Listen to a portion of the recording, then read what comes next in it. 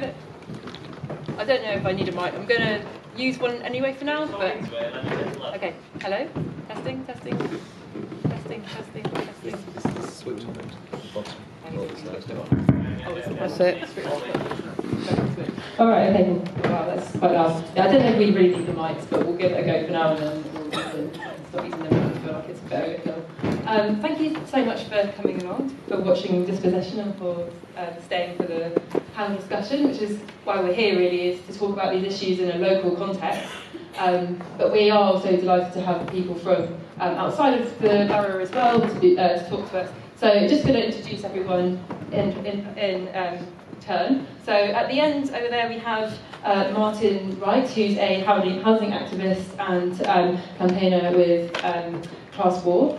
And then we have Aidan Dennis, who's a resident of the Aylesbury estate in Walworth for 24 years. I think it was the same estate that the filmmaker actually used to live on. And she's been backing against eviction for a number of years after it was announced that the estate would be demolished to make way for a £1.5 billion regeneration scheme. And next we have Sean Fitzsimons, who is a Labour councillor for Addiscombe and has represented Addiscombe since 1994. Grew up in Croydon. Is also the chair of the Housing Scrutiny Committee, and according to your file on your website, oppose luxury high-rise housing developments that ruin the character of the local area, and you're a strong supporter of providing affordable housing for Addiscombe residents. I've been doing my research. And then we have Alison Butler, who's the councillor for Benjamin Manor, deputy leader of the council and cabinet member for homes, regeneration and planning, and is responsible for Croydon's housing and planning policy, as well as for regeneration and housing developments taking place in the borough.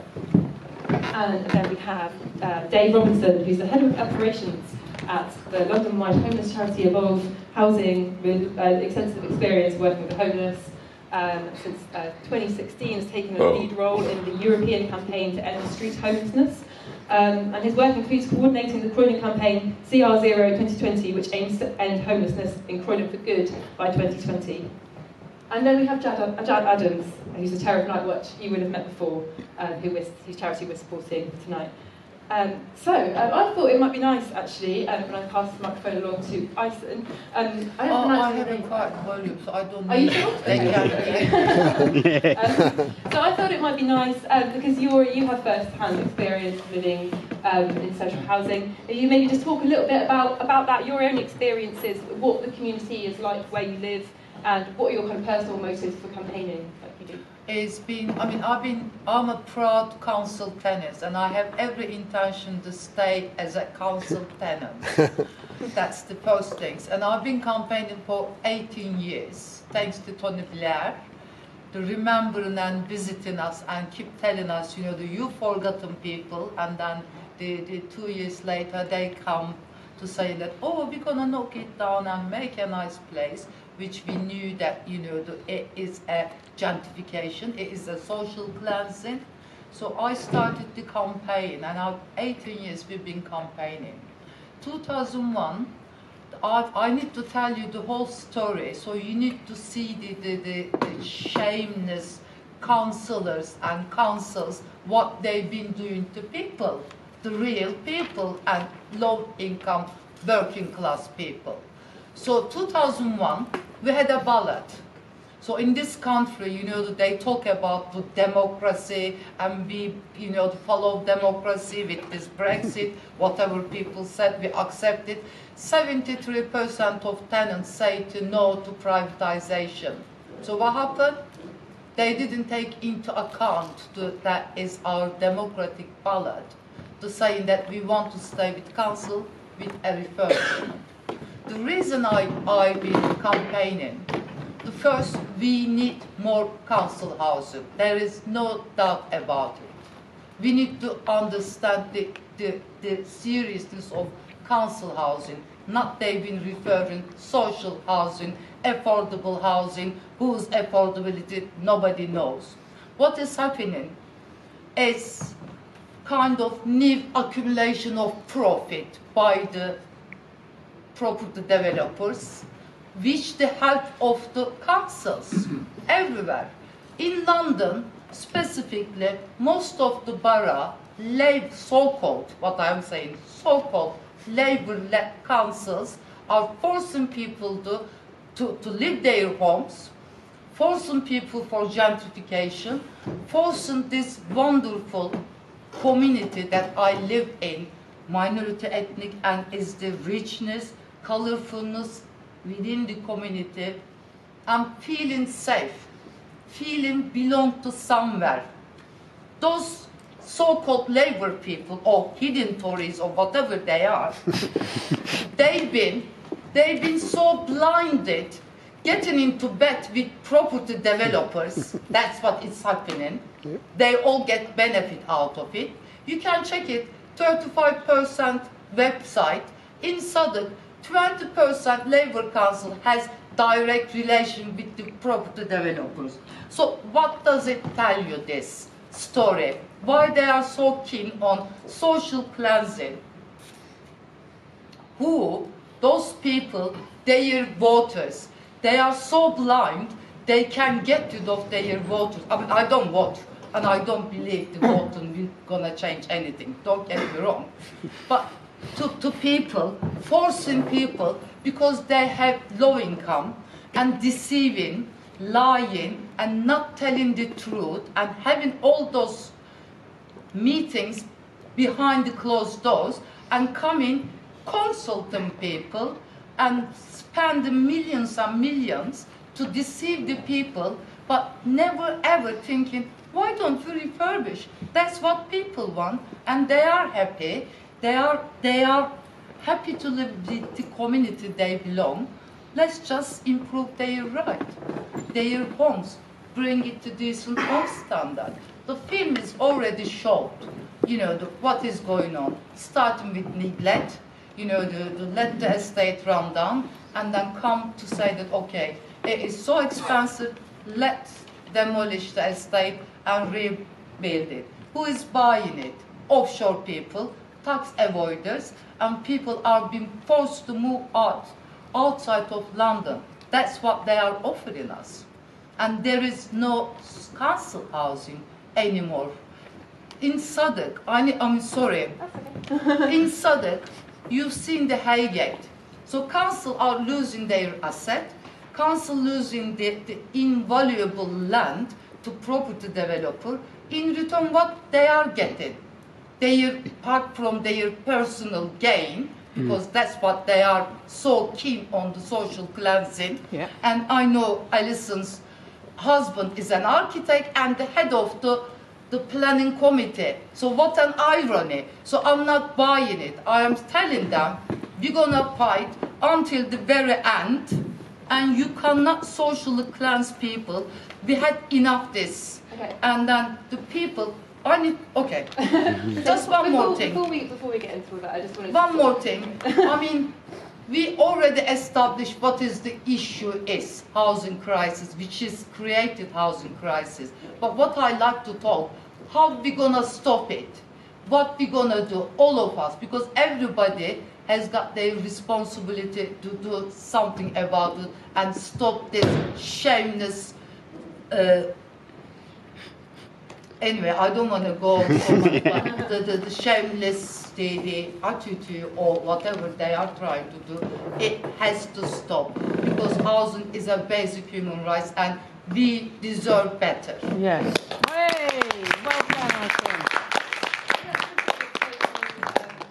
I think, Alison, at the beginning of the year, you kind of announced aspirations for 50% of new builds in the borough to be made affordable, in line with the capital-wide policy that's been brought in by the City Hall, and it was actually, I read recently, increased to 65%. So what are Croydon Council doing to try and meet these targets? Right. Firstly, I'd say Croydon Council, we own our council houses. We haven't handed them on to anyone else. We have in the region of 14,000 council homes, roughly. Over the last few years, we've been losing around 130 to 150 homes a year through right to buy. That's not through our own choice. We have no choice in actually selling off those properties. So we are losing those properties. Beyond that, we have many restrictions on what's called the housing revenue account. So For councils that have their own council stock, all money from rents is collected in a housing revenue account, and that's ring-fenced, so it can only be spent on your housing stock. It can't be used for other council services. 2 years ago, the government announced they were going to force councils and social housing providers to decrease their rents by 1% a year for 4 years. Now, this wasn't done for the benefits of tenants, this was done to reduce the housing benefit bill. But that, all councils have a 30-year plan to keep their stock up to date. What that did was create a £31 million dent in our plan to keep our housing stock up to date. So that was the first kind of bullet coming forward. The second one was something that's still over our head, which is the sell-off of the high-value properties. So the government also announced that they would introduce right to buy for housing associations, and how they decided to pay for that was to force councils to sell off their high-value stock and give the income to the government.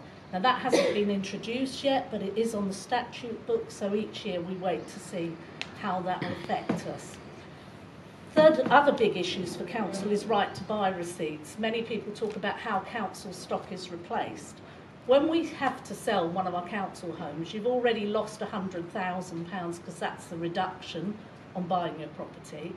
Then of the money that does come in, the council only gets to keep 30% of that. The rest is returned to government. Now, in one sense, if we had lots of 30%, we could add them together and build houses with them.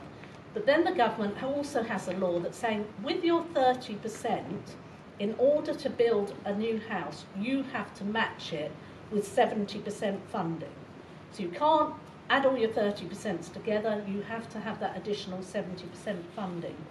Because we are a council that's kept all of our stock at the Decent Home Standard and continues to do so, we are almost at our borrowing cap, so we cannot borrow in order to bring in that other 70% in order to build council homes. And although we haven't done it so far, you've seen other councils around the country have to return their 30% because you only get a certain amount of money of time to actually use it. So what the government has also said is we'll give you an artificial borrowing cap that you can't borrow on your council housing stock. If we could borrow on the value of our council housing stock and the rents that we coming in, we could be building council houses tomorrow. So that's a bit of background about what position councils are in that own their council housing stock. On the point that has been made here, and I didn't quite get it all, but Croydon Council has not moved any of its residents off site. They haven't had any full-scale regeneration of any of their council estates or their council properties.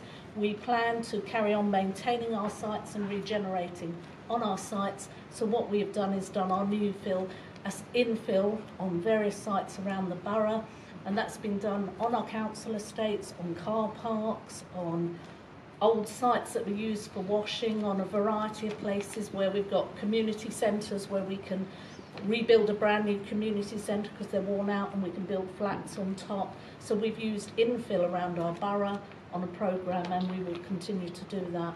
And that's through, again, we do have an independent company of the council, but it's the council is the only shareholder in that company and the only customer in that company, and all the profits from that company are returned to the local authority for spend on public services.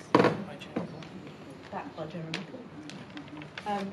So I had a little look on the council's website yesterday, and I put out a few facts.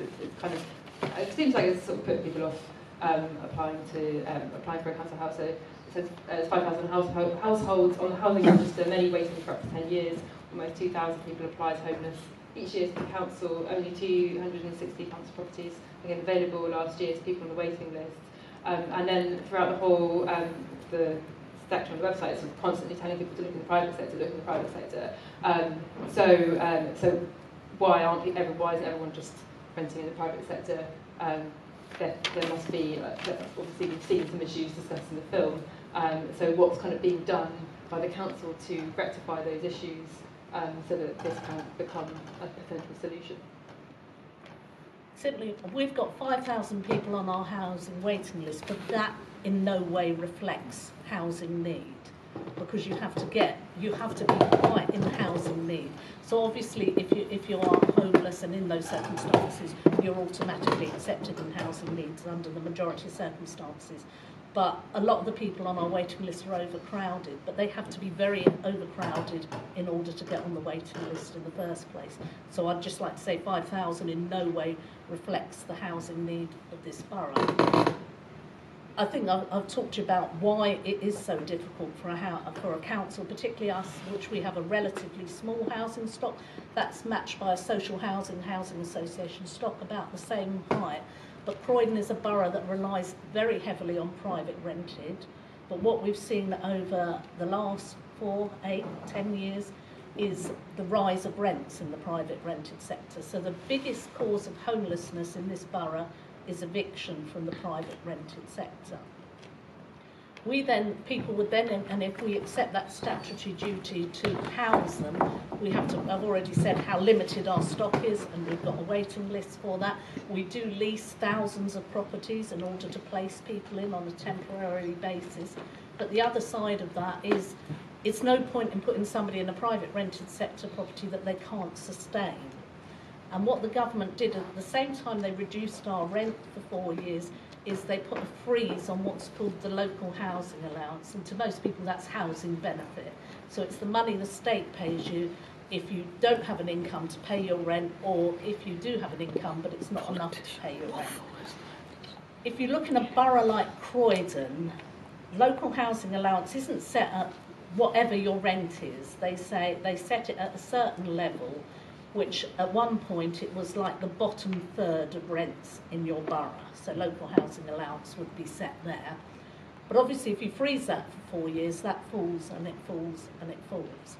And so there's a limited, all the time, a more limited size of property that you can actually place people in the private rented sector. So we are doing everything that we can to bring on affordable housing. We've got our local plan, which we're hoping to adopt in January, that goes along with the Mayor of London and sets far higher targets for affordable housing. But while viability stands as it is, and the government doesn't change that, it's really hard to bring that forward.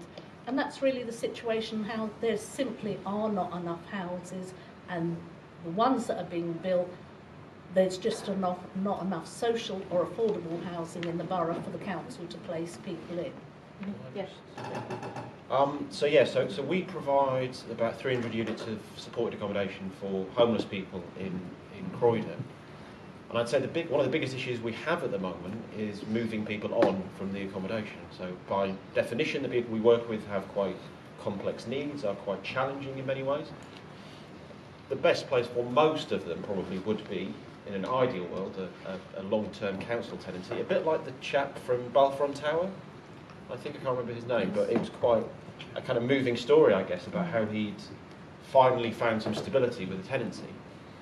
And I think the challenge we face, we have a maximum stay usually in most of our accommodation about 2 years, is moving people on and through the system. And actually, most of the people we move on who do have complex needs, alcohol issues, drug issues, mental health needs, we move them onto private rented accommodation with that lack of security. So what we then see, obviously, are people coming potentially back through the system because of that lack of security in the, what I think what Judd talked about earlier about what's called a Section 21. Anyone can be evicted, essentially, with 2 months' notice. So it's certainly a challenge for us as a provider, and the number of people we have with us who are with us for more than 2 years is continually going up, and it's a constant challenge of how do we become more creative and move people on. And actually, I went to one of our hostels the other day, and there was a sign up saying, is anyone interested in properties in Birmingham?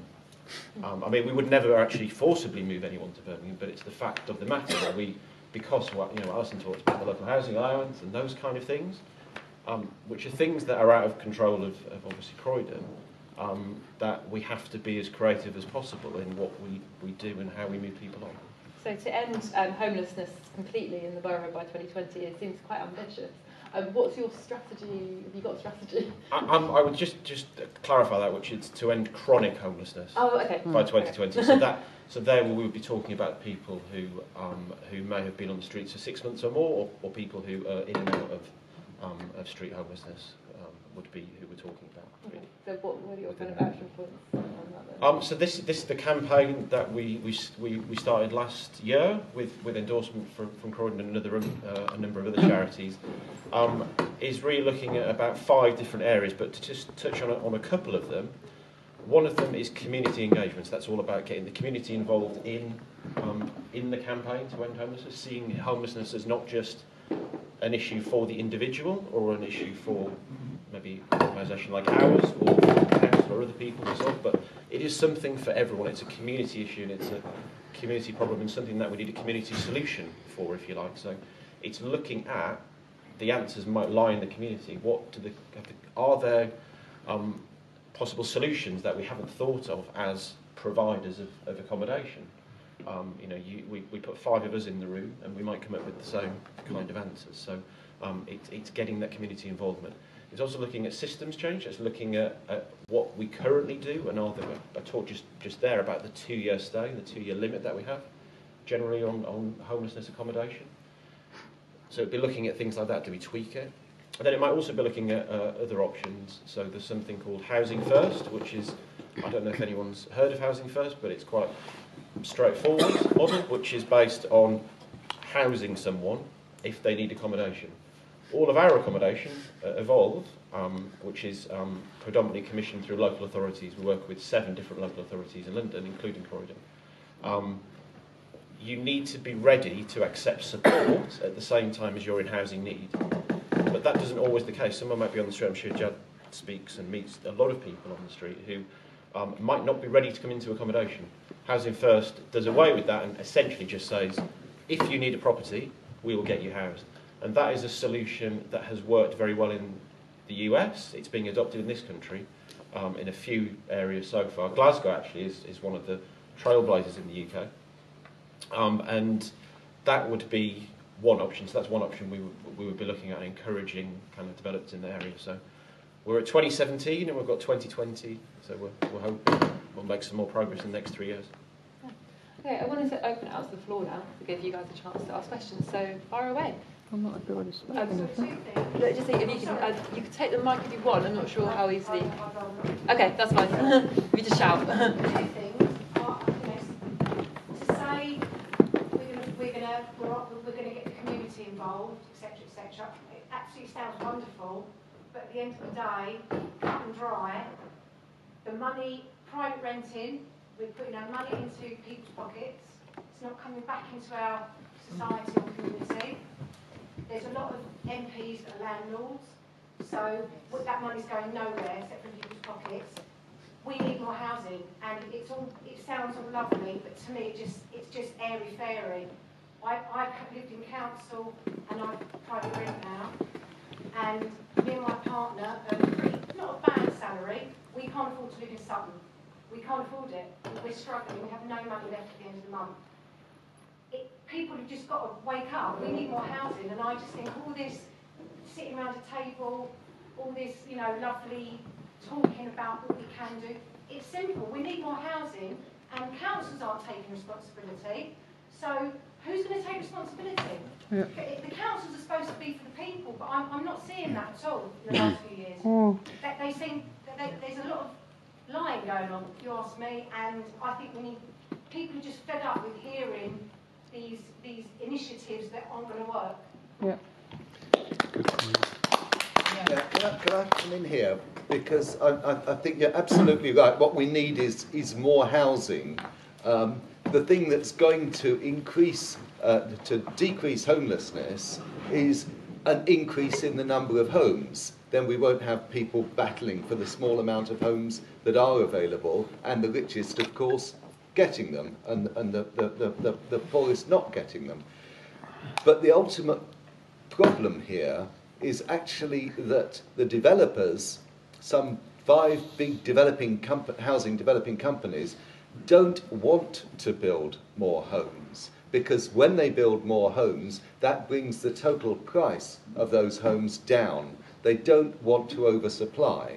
And if we're asking for something, as a group or as a society, from our government and our councils and the developers, it's build more houses, oversupply. And the problem, one of the things they're doing is land banking. They'll buy land for development and not develop on it. Just hold on to it until the prices go up.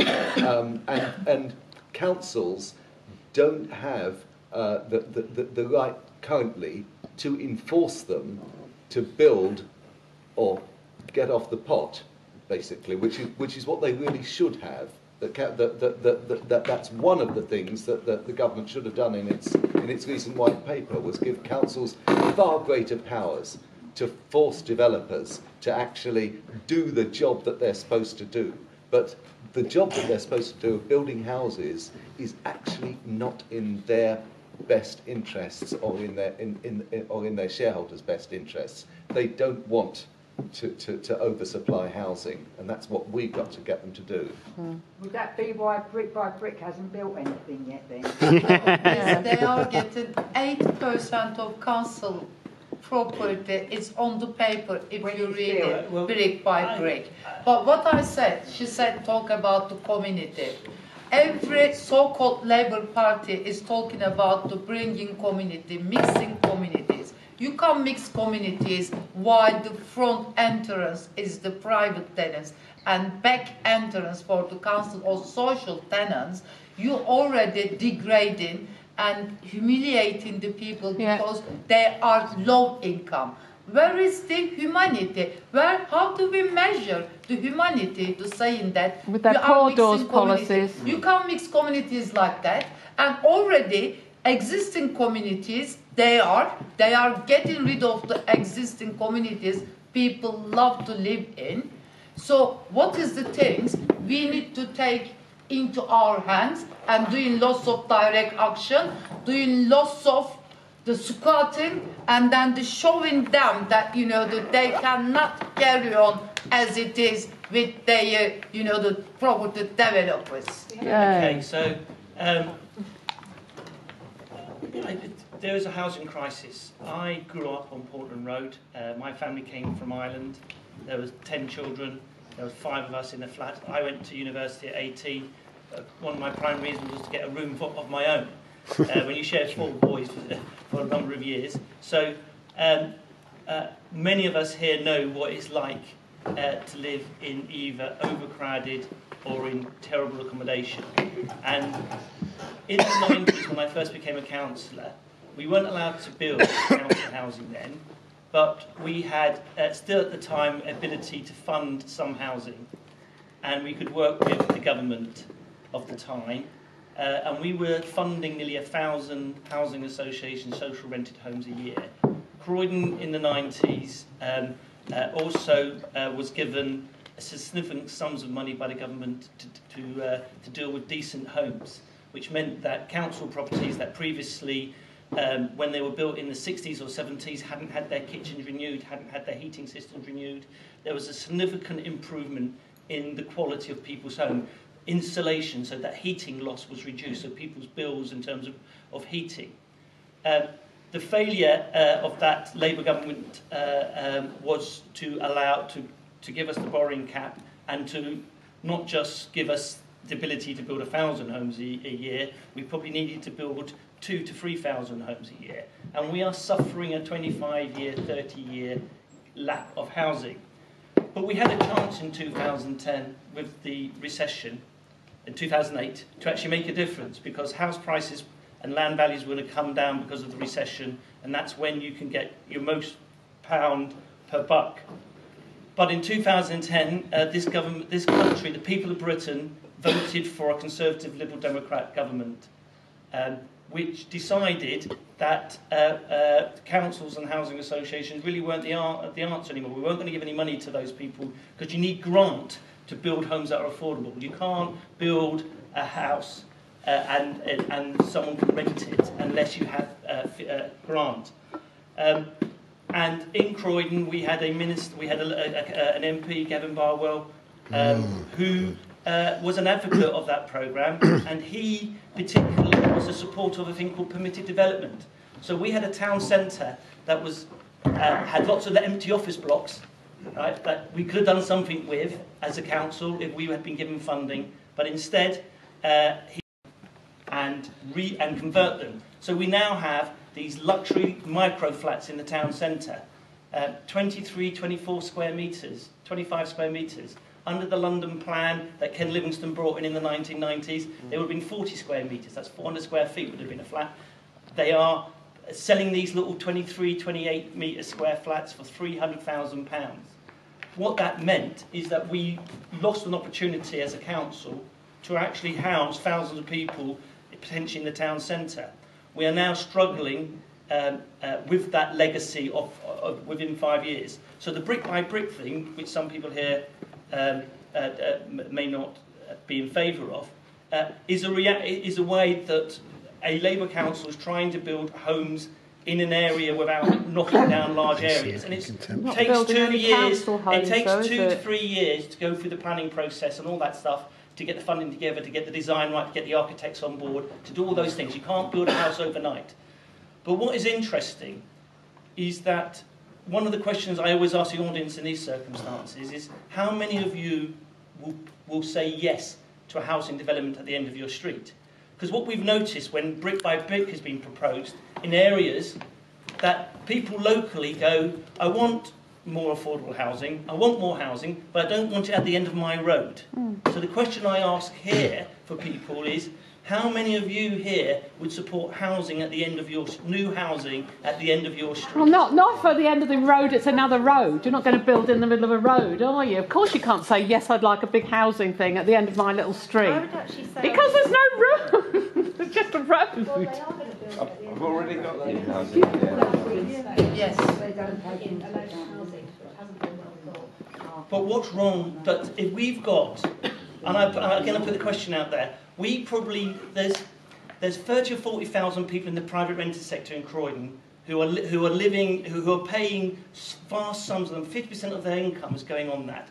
They are being moved around. We have schools where the population has such a high churn rate that the teachers at the beginning of the year will have almost a different set of children at the end of the year. If you go to the Oval School at East Croydon, they'll talk about the churn because people in the private rented are moving around. We are ruining people's life opportunities because we won't accept a small diminution of our own personal space at the end of the street. And I'll talk about Auckland Road, right? I've got a scheme in my ward in Academy Gardens, and Alison has come to me and said, what do you think about it? And I said, you're not building enough. I think there should be an extra couple of floors on there, because there is a housing crisis. And if you want to solve people, give people life chances, you've got to build more. And that means everyone in this room will see more housing, and it will be at the end of your street. Because what it will mean is that big house at the end of the street, right? If it gets sold up, potentially that's going to get knocked down, and we're going to potentially going to have to build 6 or 7 flats on that one.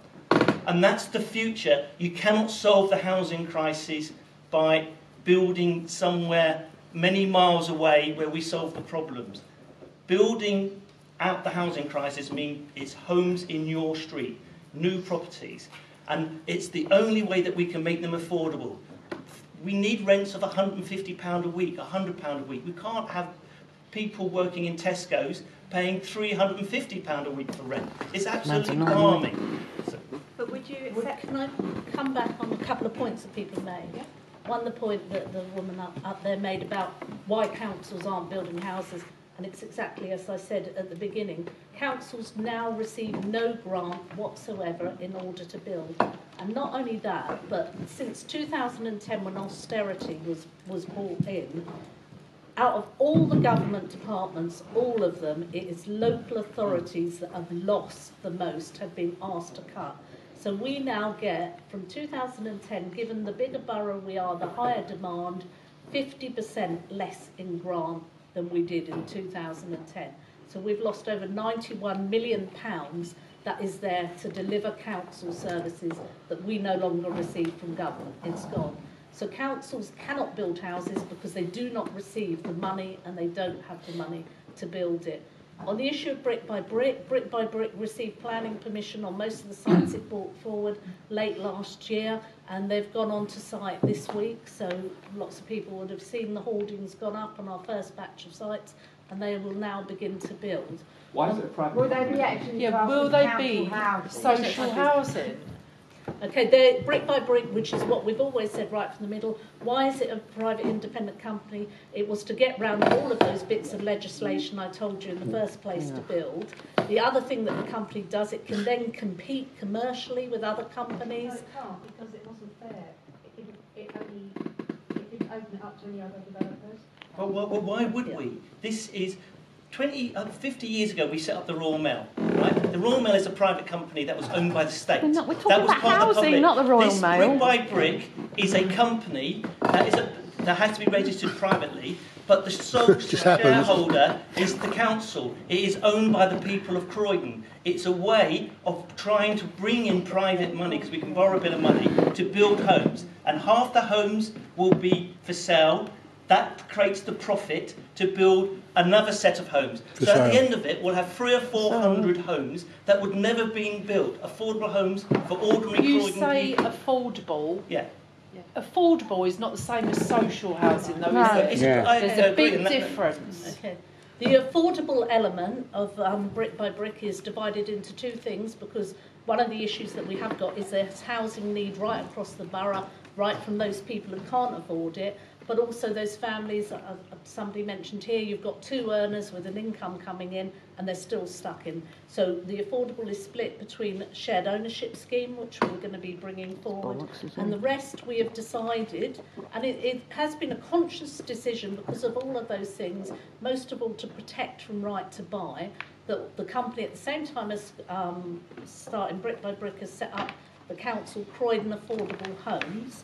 All of our private rented properties are being placed in Croydon Affordable Homes, which is a registered charity, and we have guaranteed that the rents will be at 65% of market rent or below and will never breach the local housing allowance. And are those council tenancies? Are they going to be council equivalent to No, they're going to be by the charity. So they're private? No, they're not. No, that is private. If it's not council, it's private. No, that isn't true. If it's owned by a charity or a housing association... No. Housing associations, it was said last week in the budget that housing associations are going to be private companies from now on. So there's no distinction. There's no distinction. It's owned by a charity. The council will be running that charity. The council will manage the properties. Who are the trustees? The council will upkeep the properties. How many trustees are there? Currently, we just have 3 trustees Okay, coming are forward. they from the council or are they independent? They're independent.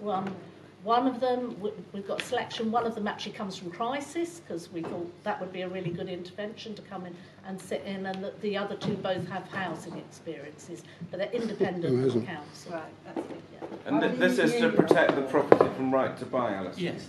Yeah, Yeah. it means that we can manage our properties, upkeep our I think properties, that not only probably right to needed buy, repeating. but sell off of high value voids as well, because councils will, it's still on the statute books that the government can ask us to sell off our properties in order to return that money to government. So with the properties that you sell off within the developments, what are you going to do with the money that comes back into the council?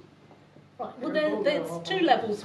The majority of it is going on providing the affordable housing, because we've got no grant, so the majority of going that. If any profits that come back into the council will go into the general council budgets for general services. So no jollies to Cannes with property developers then? I've never been to Cannes. Well, I'm sure you haven't, but quite a few have. Joe has. So, yeah, Joe Negrini has. Yeah, thanks for inviting me. At least I get a word in it. This film that you've just seen, it's out of date now. This housing situation exponentially has got worse. It's not got better, it has got worse. I don't live in Croydon. I've lived most of my life in Islington and now in Tower Hamlets. Let me tell you about Tower Hamlets. Tower Hamlets is your future unless you do something about it. I've heard they're going to build a Westfield here in Croydon. You know what that means, don't you? Thousands and thousands of luxury flats. That's all it means. It means nothing else. If you go down to near where Balfron Tower is, if you go down to Stratford, you will see it. Tens at the Olympic Park, thousands and thousands and thousands of luxury flats and people sleeping in the streets around the shopping centre. We have 20,000 people on the waiting list. When I lived in the Angel, we lived like he did. 5 of us in a room for 14 years waiting for a council house, which we eventually got. The difference between then and now is that we would never, ever get a council house now. Yeah. That is it.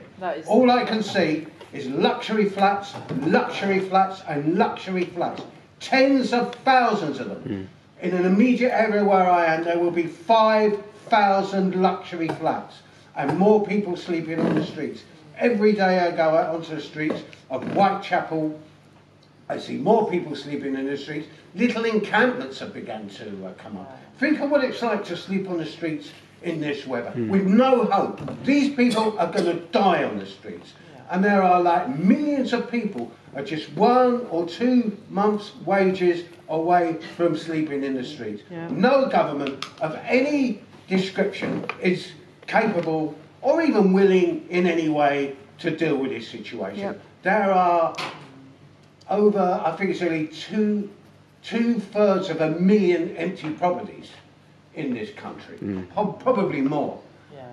And many of them are luxury flats, and many of them, like you go down to Kensington, you've got one person living in a house with like 20 rooms, and they're only there 3 or 4 months a year. This is the situation. And since this film was made, remember the horrors of Grenfell. Yeah. Grenfell Tower. 100 people burnt to death, right? Due to negligence, due to council intimidation and so on. Due to like private landlords or housing associations. The story has been told 1,000 times. But there are still 200 families, I think it's 200 families, waiting to be housed. Yeah. They haven't been housed. That's the situation. That's the future. That's what it's going to be like. It requires drastic action, and it requires, as my friend here says, direct action. Yep. And I know it sounds bad, but we will have to do direct action. It will take something akin to a revolution. Because if not, you're going to have like, London is just going to be absolutely covered in luxury flats because there are tens of millions of newly minted wealthy people in the third world, China, Brazil, etc. They buy these flats as investments, they don't live in them. Within 5-minute walk of where I live, there is going to be, and they've already built a couple of thousand, 5,000 luxury flats. Most of these will be empty. The streets won't have anybody in them. These will be sterile. All of the area where I brought up in London, I see it. They're going up everywhere. Shoreditch, Islington, City Road, everywhere. You can see them. Huge, but they'll all be empty. And we're just forced to live in, as I say, most of us, a lot of us, someone like me, only a couple of months away, you know, if I don't get my pension money in this, I'm going to end up sleeping on the streets. I'm going to die on the streets. This is the way it is. And I'm so angry. So angry. I think that the whole Corbyn thing, a new Labour government is going to achieve absolutely nothing. I don't know how the houses are going to be built, but all I can say is that what's there and empty should be seized, should be requisitioned. Yeah. This is an emergency, like a war. Yeah. That's what I think. All these sort of things, oh, this and that, you know. The only person here doing anything useful is the person feeding the homeless. But that's it, you know. We feed the homeless as well, and we see them dying. And it's disgusting, and they, you know, there is, I don't know Croydon all that well, but I've been to Addiscombe, and I can see just golf courses everywhere. They should be built on. Yeah. The whole lot should be built on. Yes. Build on the golf courses. And to hell with private property, we should seize, you know, all those empty flats should be seized, and that is it. And all these places in Kensington, we've got one person living in 20 rooms, they should be seized as well, but the government's not going to do it. We're going to have to do it, but we can only do it if there is a situation. We need something like an English spring, like they had an Arab spring or something like that, something you call a revolution, not like a Bolshevik thing that they had 100 years ago that went wrong, but something new, something unique and so on, because lots of middle class people now, people I know are doctors, can't afford to rent, like near the hospital they live, they're sleeping on people's sofas and so on. That's the way it's become. It's just getting worse and worse and worse.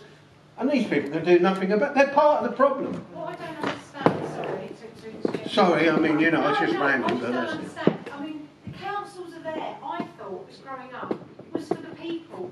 Is there people in the council that actually sit in front of these government making these ridiculous bills and whatever? Is there anyone trying to fight for us in the council? No. I'll tell you what happened. 2 years ago, in Southern Council planning application meeting, full council members, and then Notting Hill Housing, not the trust, everybody was there. What they discussed, those shameless so-called Labour councillors, everyone, they talk about some of the flats they're gonna make for council housing are not gonna get daylight. They talk about we can put elderly people there because they spend most of their time in bed. They talk about the electric costs, but shamelessly, they never talk about the human factor in it. There are people's life, and people losing their homes. Families are becoming, because they've been forced to move to housing association, and they cannot afford to pay, and they are becoming homeless, and it's gonna go up. What they are doing, those councillors, going with this big luxurious hotel, having a £1,000 ticket meals with the property developer. This is a conflict of interest. What the hell they've been doing with the property developer? What the hell they've been doing? You can ask them, question them. Sorry. Yes, all of them. We are. I understand this is very, very passionate. My question is for you. I don't know the political situation where you live. I imagine that it's very high density population and it's affecting lots of people around you. Why don't you vote for a different councillor? I don't believe any voting, my friend, because it doesn't change anything. This system is they all created to work, and I say to some of the meetings, my friends know, lick the property developers' assets so they can throw little bit bones to them. That's what they've been doing, and you should expose them. You can put your window. I am against social cleansing. I'm against this fucking Labour councillors selling our homes. Why do we have? Because every council estate are facing demolition. That's why we've been having this crisis. I don't think make money though. We were talking about this film. Right, was about the fact that there is a social housing crisis in this country, okay?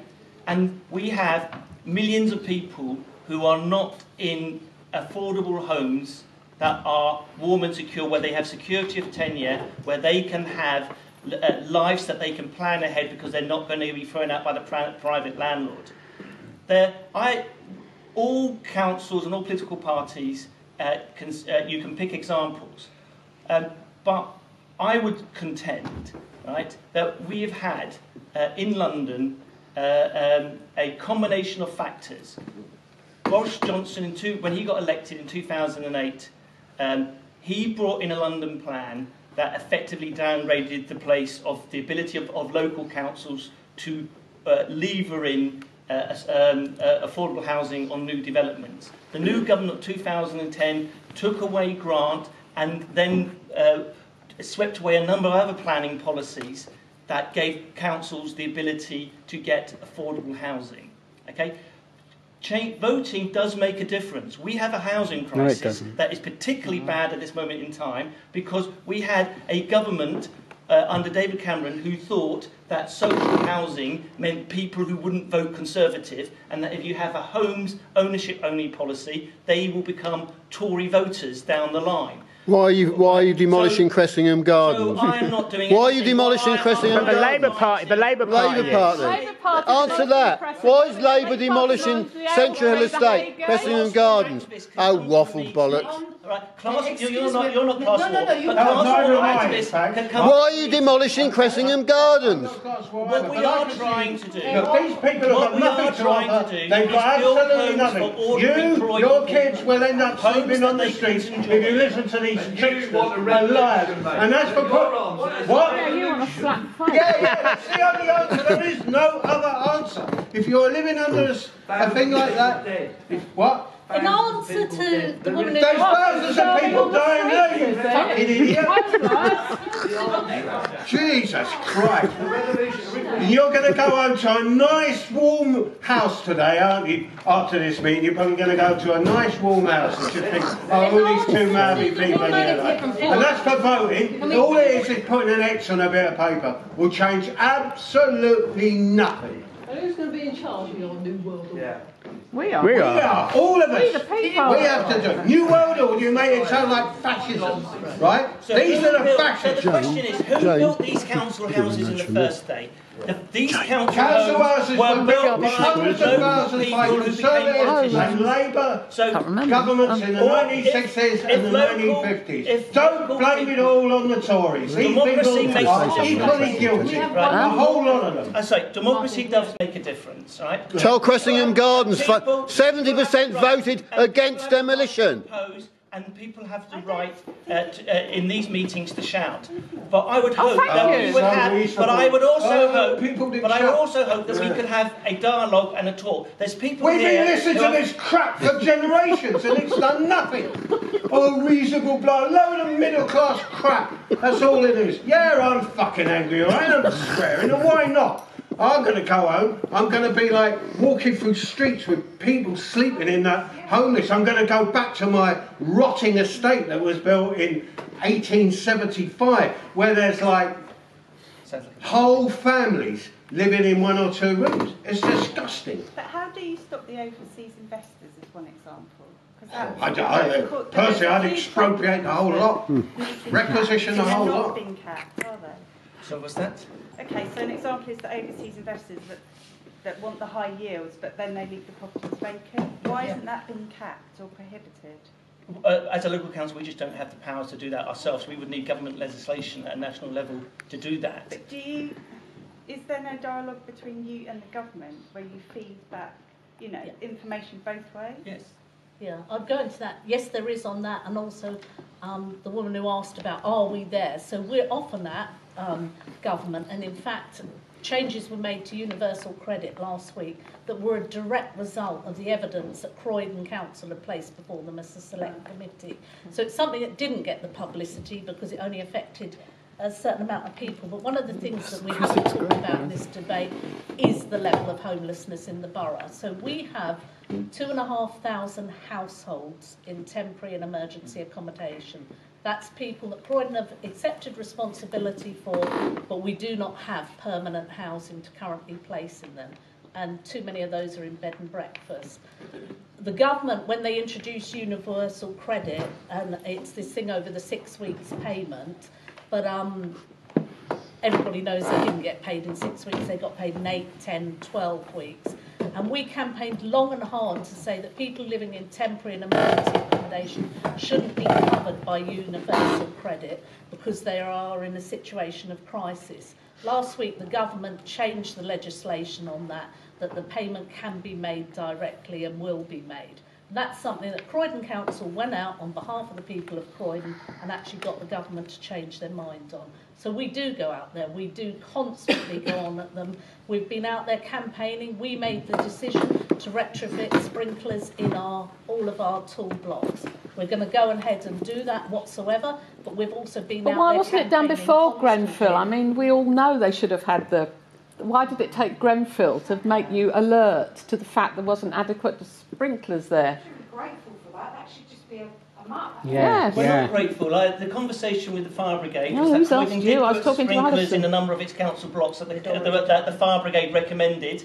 I think what the lesson from Grenfell and Croydon is the first local authority in the country to make that commitment and is using its own reserves to do that.